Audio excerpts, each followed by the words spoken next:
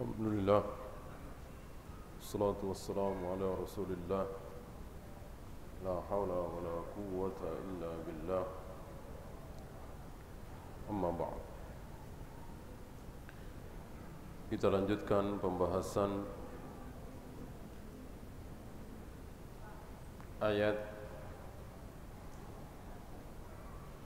walaula id dakhalta jannataka. Kenapa ketika engkau masuk ke dalam kebunmu tidak mengucapkan Masya Allah, Masya Allah, La quwwata illa billah.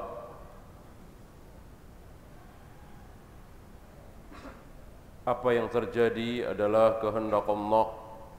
Ini semua adalah izin Allah dan tidak ada kekuatan kecuali atas izin Allah. Beliau membahas di sini tentang jannah. Jannah yang terdiri dari 3 huruf, jim, nun, ta marbuthah. Ketiga-tiganya merupakan huruf yang berungga. Antum tahu huruf jim berungga, ada rongganya. Huruf nun ada rongganya.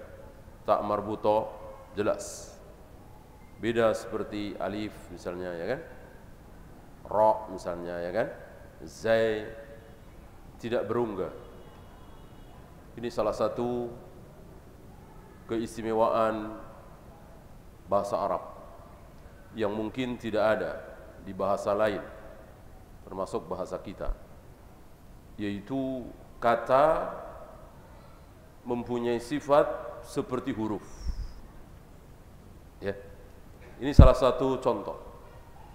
Jannah yang artinya kebun terdiri dari 3 huruf, tiga-tiganya huruf berungga, menunjukkan bahwa kebun itu rongga. Ya, artinya ruang. Ada ruangan yang di dalamnya ada pohon, yang di dalamnya ada sungai, yang di dalamnya mungkin ada kolam, gitu ya. Tidak seperti tiang misalnya, tidak seperti garis misalnya, ya. Dan ini bukan satu-satunya contoh. Ada contoh lain dibawakan oleh beliau, sijnun. Nah, sijnun, sin, jim, nun. Apa sijnun? Apa sijnun? Sijnun ada beberapa kata sijnun terulang-ulang dalam surat Yusuf. Ya. Ketika Nabi Yusuf di penjara. Sijnun artinya penjara. Penjara kan berungga, ditutup. Ya, pas hurufnya sin, jim, nun. Huruf yang berungga. Gitu. Apalagi? Junnah. Apa junnah? Perisai. Junnah. Bahwa puasa itu junnah, menjadi perisai. Sama hurufnya jim, nun. Ya. Perisai kita tahu, ya. Perisai kan begitu, ya, melengkung begitu. Mirip dengan hurufnya jim, nun. Ini saya kira salah satu, bukan satu-satunya ya, salah satu keistimewaan bahasa Arab dibanding bahasa-bahasa lain. Satu lagi jin. Jin. Jin, kita tahu apa itu jin ya. Hurufnya jim dan nun. Ya. Maka jin tertutup. Gitu. Jin tidak terlihat, mustatirun, tertutup dari kita. Ya. Karena huruf jin, huruf nun tertutup. Ya. Tidak seperti huruf alif, ra, zai, gitu ya.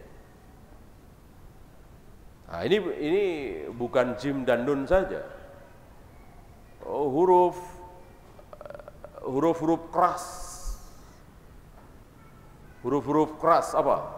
Ghin, dho, itu huruf keras. Maka orang yang keras, bengis, apa? Bahasa Arabnya ghilzo. Ghilzo. Orang yang keras, bengis. Ghaladha. Sesuai dengan hurufnya. Ghin, dho, itu kan huruf-huruf keras. Untuk mengucapkannya mesti dengan mimik yang keras. Gitu. Berbeda dengan huruf seperti ya, nun. Gitu. Maka orang yang lembut, yang lemah, yang lembut disebut layyin. Layyin. Sesuai dengan hurufnya. Layyin. Lam, ya, nun, ya. Ini salah satu keistimewaan bahasa Arab.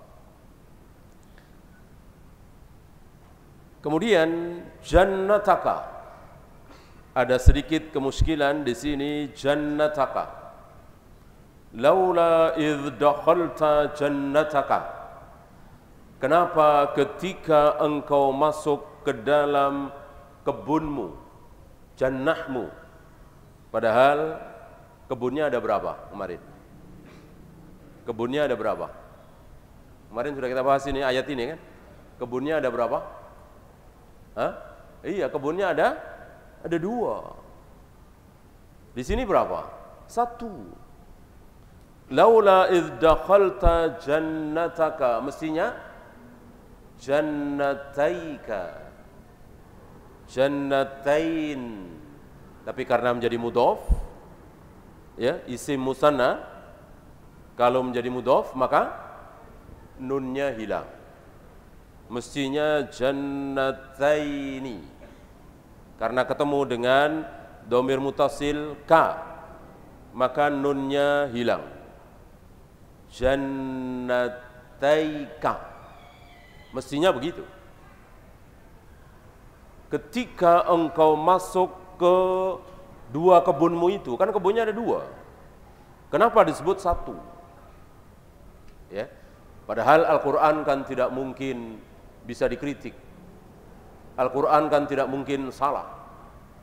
Mana mungkin firman Allah Rabbul Alamin, zat yang maha tahu dalam segala hal, termasuk dalam masalah bahasa, kok keliru, salah, kurang tepat, kurang fasih. Mustahil. Mustahil. Ya. Sekali lagi, Al-Quran kebal kritik. Al-Quran tidak mungkin bisa dikritik. Ya. Secara kaidah bahasa mestinya jannataika. Karena kebunnya memang 2. Kenapa Allah menyebut jannataka? 1 kebun. Padahal ayat sebelumnya menunjukkan bahwa orang tersebut mempunyai 2 kebun, bukan 1 kebun. Ya. Disinilah beliau tampil menjawab. Inilah ulama yang dengan ulama akhirnya kita tidak sesat. Coba kalau tanpa bimbingan para ulama kita nggak akan paham. Atau setidaknya kita melakukan langkah salah. Ya. Ini mestinya jannataika bukan jannataka. Ini waliyadubillah ya, berani mengkritik Al-Quran. Jawabnya,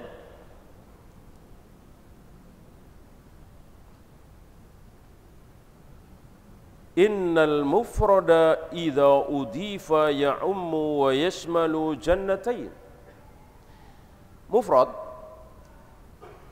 tahu ya? Ada mufrad, ada musanna, ada jama'. Mufrad apabila diidhofahkan maka mencakup musanna. Ya. Mufrad apabila diidhofahkan, ini kan diidhofahkan. Kebun diidhofahkan dengan mu. Jadi kebunmu kan menjadi mudhof kan? Maka yang mufrad meliputi musanna. Berarti secara kaidah nahwu terjawab. Ya. Ini jawaban pertama secara kaidah nahwu. Ya. Kaidah kedua, au anna hadzal qaila arada an yuqallila min qimatil jannatain li'anna al-maqama maqamu wa'dhin wa 'adamu i'jabin bima razaqahullah. Jawaban kedua, ini untuk mengecilkan. Ini untuk mengecilkan. Karena dia kagum, membesarkan kebunnya, membanggakan kebunnya, maka dikecilkan dengan ucapan itu. Ya. Saya kira kaidah seperti ini lembut sekali, rinci sekali, tidak ada di bahasa kita. Ya. Jadi untuk mengecilkan orang ada kalimat-kalimat yang mesti diucapkan. Nah, ini salah satunya.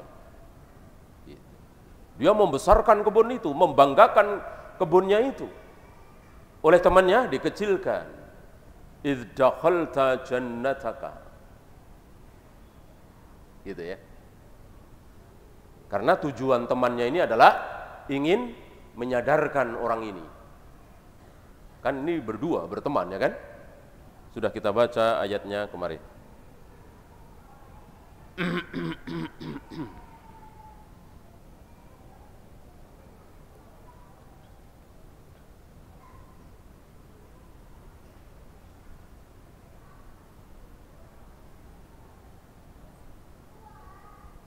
Ka'annahu yaqul, seolah-olah temannya itu mengatakan hatanil jannatani jannatun wahidatun. Dua kebunmu itu sebetulnya cuma satu. Nah, untuk mengecilkan, taklilan li sya'nihima, untuk merendahkan, untuk mengecilkan. Karena sekali lagi tujuan orang ini untuk menasihati temannya agar tidak membanggakan kebunnya itu, memulangkan kebaikan itu kepada Allah, tidak menyombongkan diri. Wal wajhul awwalu aqrabu ila qawaidil lughah al-arabiyyah. Adapun jawaban pertama itu lebih sesuai dengan kaidah bahasa Arab. Ya, jawaban pertama ini sesuai dengan kaidah bahasa Arab, bahwa mufrad apabila diidhofahkan maka mencakup musanna, bahkan mencakup jama'. Ketika kita punya teman kambingnya banyak, lalu kita bilang kambingmu. Nah, ini sudah cukup. Tidak harus kambing-kambingmu. Ya.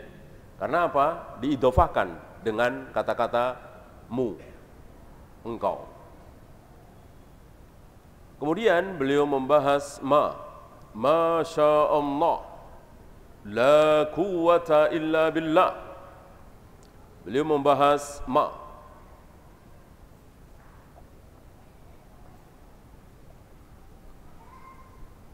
Apa kedudukan di sini? Ada dua kemungkinan. Mungkin mausul, mungkin syarat. Yahtamilu an yakuna mausulatan wa yahtamilu an takuna syartiyatan. Ada dua kemungkinan. Bisa mausul, bisa syarat. Masya Allah. Antum tahu arti Masya Allah ya? Ma artinya apa? Sya'a menghendaki. Allah, Allah. Masya Allah artinya apa yang dikehendaki oleh Allah. Apa yang dikehendaki oleh Allah. Maka Masya Allah ini kalimat terbuka. Bisa diucapkan untuk keburukan, bisa diucapkan untuk kebaikan. Ya. Sebagian kaum muslimin berpendapat bahwa Masya Allah diucapkan untuk sebuah keburukan. Ketika kita melihat ada orang yang berbuat maksiat di depan mata kita, kita bilang Masya Allah. Ketika kita melihat ada orang yang memperkosa, kita bilang Masya Allah. Kalau kita melihat ada anak rajin ngapalin Al-Quran, kita bilang Masya Allah, keliru. Ya, ini salah. Ya, karena ada riwayat bahwa Nabi mengucapkan Masya Allah ketika beliau mengkisahkan saat beliau sujud di hadapan Allah setelah seluruh manusia berbondong-bondong datang kepada Nabi Adam. Nabi Adam tidak sanggup, datang kepada Nabi Nuh tidak sanggup, Nabi Ibrahim, Nabi Musa, Nabi Isa, akhirnya kepada Nabi Muhammad SAW. Lalu beliau sujud. Ya, aku sujud, Masya Allah. Aku sujud menurut kehendak Allah. Jadi berapa lama aku sujud itu kehendak Allah. Masya Allah. Ya, hanya Allah yang tahu berapa lama aku sujud sesuai dengan maunya Allah. Ini kan sebuah kebaikan sujud. Tapi Nabi mengucapkan Masya Allah. Jadi mengatakan Masya Allah tidak boleh diucapkan untuk sebuah kebaikan, ini tidak tepat. Fa in ja'altaha mausulatan fahiya khabar li mubtada maqdhuf wa taqdir hadza Masya Allah. Tadi ada dua, mausul dan syarat. Kalau mausul berarti dia sebagai khabar dari mubtada yang hilang. Ada mubtada yang hilang. Apa kira-kira yang hilang di situ? Hadza Masya Allah. Hadza Masya Allah. Hadzanya hilang. Ini adalah kehendak Allah. Ini terjadi berdasarkan kehendak Allah. Ini semua atas kehendak Allah. Ada kalimat ini, hadza. Tapi hilang. Itu kalau ma sebagai mausul. Ya.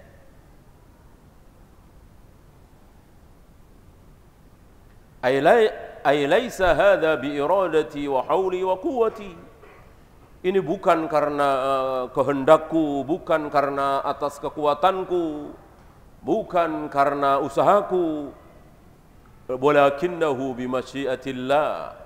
Tapi ini semua adalah kehendak Allah. Hadzal ladzi sya'ahu Allah. Ini adalah kehendak Allah. Kalau ma di atas sebagai mausulah.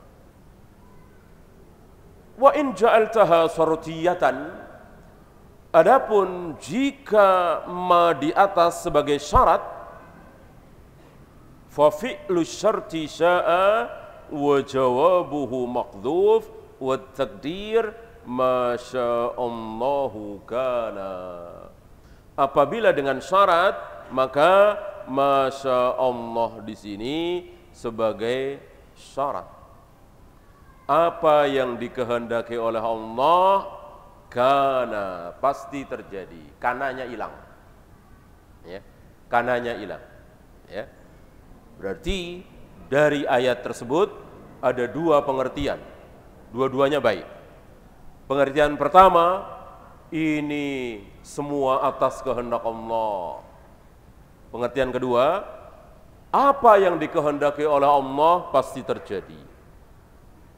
Ada kalimat yang sering diucapkan oleh para ulama, Masya Allahu kana wa ma lam yasha lam yakun.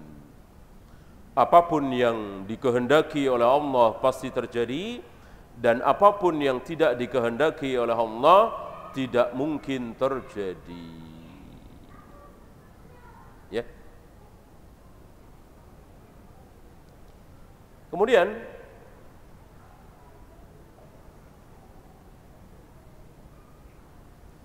la quwwata illa billah. Tidak ada kekuatan kecuali atas izin Allah. Tidak ada kekuatan kecuali atas izin Allah. Berarti menurut ayat ini tidak ada kekuatan kecuali karena Allah. Berarti selain Allah tidak ada yang punya kekuatan. Gitu kan? Ayat yang sedang kita bahas ini menunjukkan bahwa kita tidak punya kekuatan. Malaikat tidak punya kekuatan. Singa, buaya tidak punya kekuatan. Yang punya kekuatan hanya Allah. Jelas. La quwwata illa billah. Tidak ada kekuatan kecuali kekuatan Allah. Tapi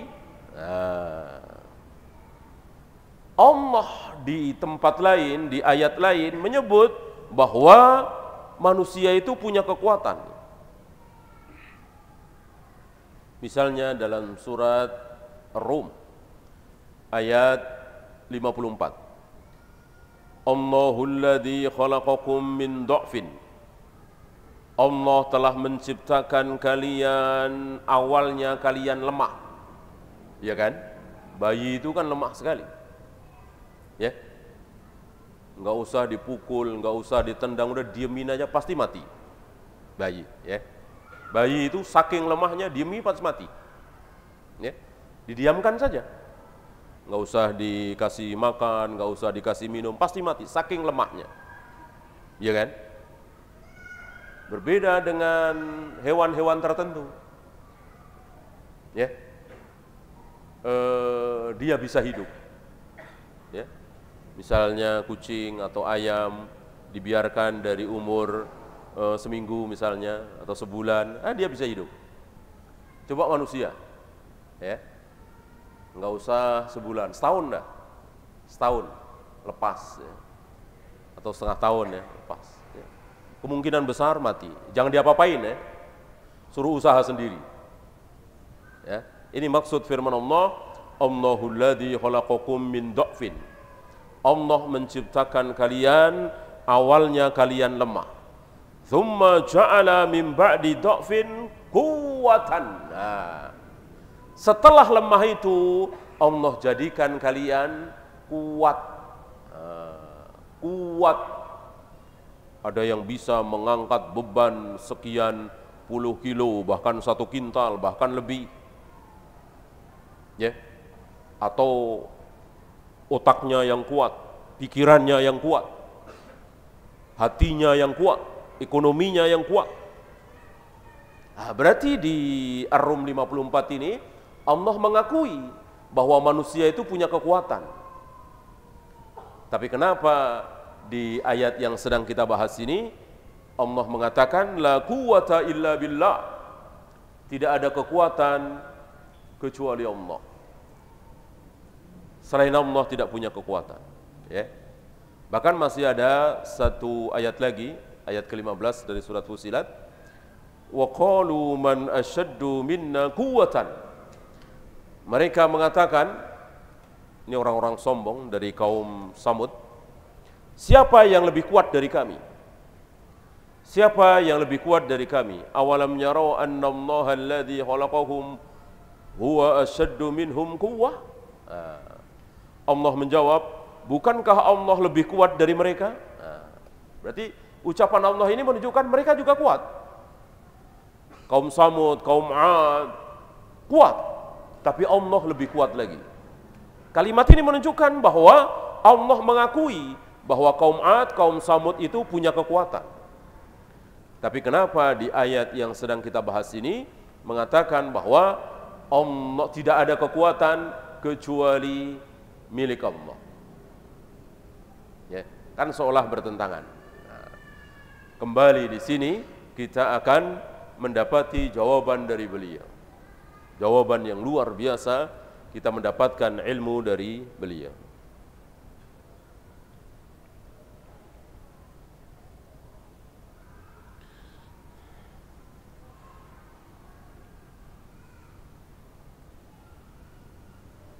Jawabannya ada dua, ya. Kan bertentangan. Istilahnya apa? Kalau dua dalil yang bertentangan, kita disuruh ngapain? Diapakan oleh para ulama? Misalnya ada hadis yang mengatakan bolehnya badal haji. Sementara ada ayat yang mengatakan wa alaysa lil insani illa ma sa'a. Manusia tidak akan mendapatkan pahala kecuali apa yang telah dia lakukan sendiri.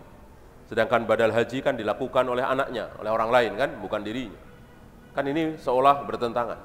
Nah, dalil yang seolah bertentangan itu harus apa istilahnya?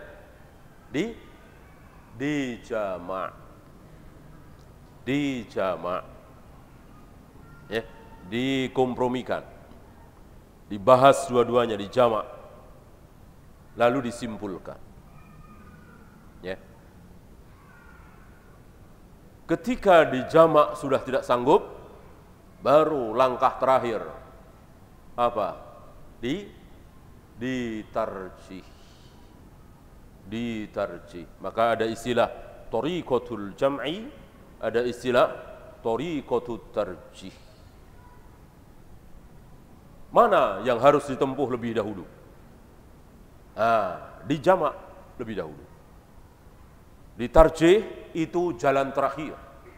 Ketika sudah tidak bisa dikompromikan lagi, tidak bisa dijama' lagi, baru ditarjih. Di sini beliau menjama' dua ayat yang seolah bertentangan. Ayat pertama mengatakan bahwa tidak ada kekuatan kecuali kekuatan Allah. Berarti selain Allah tidak punya kekuatan. Tapi di ayat lain mengatakan kalian punya kekuatan. Kaum Ad, kaum Samud punya kekuatan. Tapi kekuatan Allah lebih besar. Berarti ada kekuatan lain selain kekuatan Allah. Gimana cara menjama'? Mari kita lihat. Ada dua jawaban. Yang pertama, annal quwwata allati fil makhluqi kanat min Allah. Jawaban pertama bahwa kekuatan yang ada pada diri makhluk semuanya adalah dari Allah. Maka tidak bertentangan kan? La haula wa la quwwata illa billah. La quwwata illa billah. Tidak ada kekuatan kecuali kekuatan Allah. Sementara ayat lain mengatakan bahwa kalian punya kekuatan, tidak bertentangan. Karena kekuatan yang dimaksud, kekuatan manusia itu dari Allah. Kenapa singa itu kuat? Karena Allah yang memberikan kekuatan, gitu. Ya. Kenapa baja itu kuat? Karena Allah yang memberikan kekuatan. Kenapa si fulan itu begitu kuat? Karena Allah yang memberikan kekuatan. Berarti tidak bertentangan. Falaula annallaha a'tahul quwwah lam yakun qawiyan. Jika Allah tidak memberikan kekuatan, maka dia tidak kuat. Allah tidak berikan kekuatan kepada seekor singa, maka singa itu menjadi lemah. Berapa banyak singa yang mati kelaparan? Ya. Kita sering mendengar singa-singa itu mati kelaparan. Tidak ada yang bisa dimakan. Padahal kuat luar biasa singa itu, harimau itu. Tapi mati kelaparan banyak. Banyak ceritanya. Ya. Kenapa? Karena Allah tidak berikan kekuatan. Ya. Ini diucapkan oleh Syekh Salim bin Eid Al-Hilali ketika beliau membahas hadis tentang burung. Burung itu kan lemah sekali, ya kan? Tetapi tidak ada burung yang mati kelaparan. Burung itu setiap hari dijamin rezekinya oleh Allah. Taqdu khimasan wa taruhu bitonan. Pagi hari burung keluar dari sarangnya selalu dalam keadaan perut kosong. Sore hari, malam hari pulang kembali ke sarangnya selalu dalam keadaan perut kenyang, penuh. Itu setiap hari Allah jamin. Dan begitulah seorang mukmin, jika dia betul-betul bertawakal kepada Allah, maka akan dijamin kebutuhannya seperti Allah menjamin burung. Ya, maka kita disuruh tawakal. Setelah kita berusaha, kita serahkan hasil usaha kita kepada Allah, tawakal. Fal quwwatul lati 'indal insan makhluqatun lillah. Maka kekuatan yang ada pada diri manusia itu ciptaan Allah, berasal dari Allah, pemberian dari Allah. Fala quwwata fil haqiqati illa billah. Maka pada hakikatnya memang tidak ada kekuatan kecuali kekuatan Allah. Ketemu, ya, tidak bertentangan lagi. Sebelum kita mengikuti penjelasan beliau, mungkin ada di benak kita dua ayat ini bertentangan. Yang satu mengatakan kekuatan itu hanya milik Allah, ayat yang lain mengatakan bahwa manusia juga punya kekuatan. Nah, dari sini maka jika kita menemukan dua ayat atau dua hadis, dua dalil yang bertentangan menurut kita, maka dia apa istilahnya? Tawakuf. Para ulama juga begitu, tawakuf. Enggak ada para ulama mengatakan hadis sahih ini bertentangan dengan hadis sahih ini, tidak ada. Ayat ini bertentangan dengan ayat ini, enggak ada ulama mengatakan seperti itu. Ayat ini bertentangan dengan hadis sahih ini, tidak ada. Karena tidak mungkin. Sama-sama dari Allah kok bertentangan, itu sangat-sangat tidak mungkin. Maka jika kita dapati seolah bertentangan, maka sabarkan. Berarti kita yang belum tahu. Tawakuf. Kalau ada yang bisa ditanya, tanyakan. Kalau enggak ada, diam. Karena kita tidak harus tahu dalam segala hal. Kita baca ayat ini, kita enggak paham, sudah, jangan takallu. Kita baca hadis ini, kita enggak paham, sudah tinggalkan, jangan takallu. Orang Jahmiyah, Jabariyah, Mu'tazilah, itu mereka menjadi seperti itu sesat, gara-gara apa? Baca satu ayat, enggak paham, lalu mereka takallu. Mereka berusaha sekuat tenaga untuk memahaminya, lalu memahami dengan cara salah.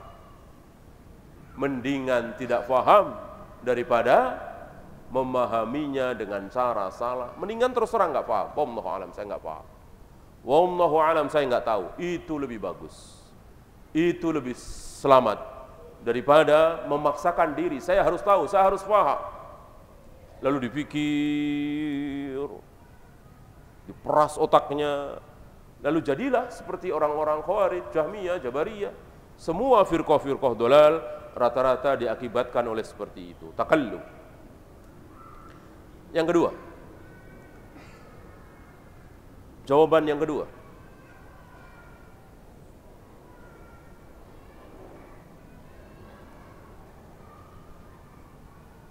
annal murada biqaulihi la quwwata ay la quwwata kamilah illa billah. Yang dimaksud bahwa tidak ada kekuatan kecuali kekuatan Allah, yang dimaksud adalah kekuatan yang sempurna. Kekuatan yang sempurna itu hanya milik Allah. Adapun kekuatan yang ada pada besi, baja, singa, harimau, buaya, atau manusia yang kuat, maka kekuatan itu tidak sempurna. Kan tidak ada makhluk yang sempurna.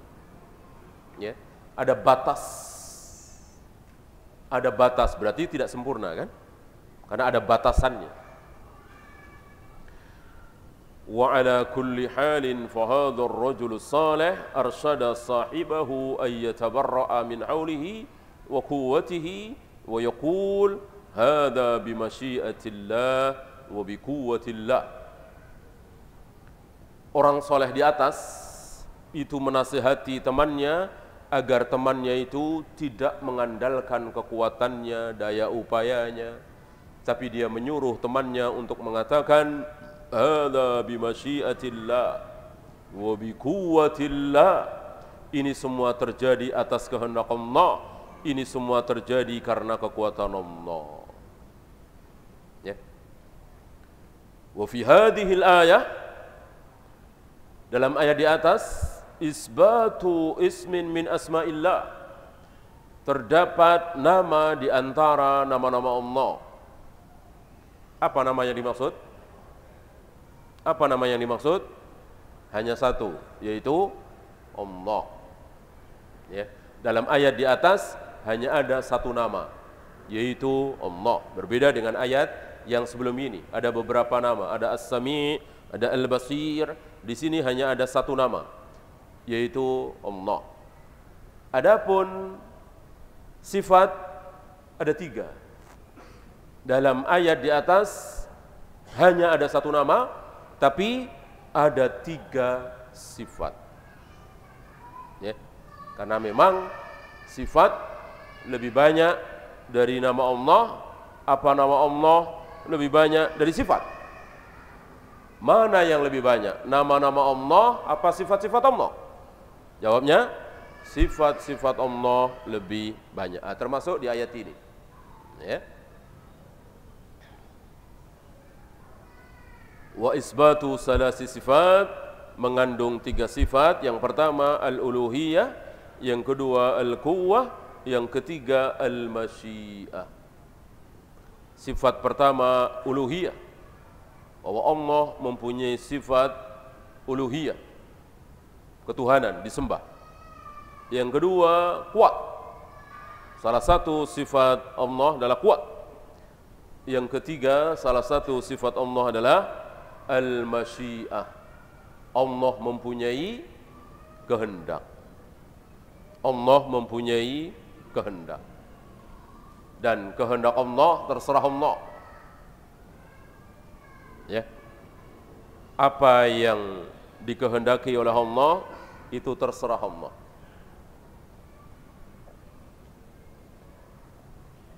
Bukan terserah Jibril, bukan terserah Mikail, ya, tapi terserah Allah. Ya, waktu habis, kita salat dulu. Sallallahu ala Muhammadin sallallahu alaihi wasallam. Wa akhiru da'wana alhamdulillahi rabbil alamin.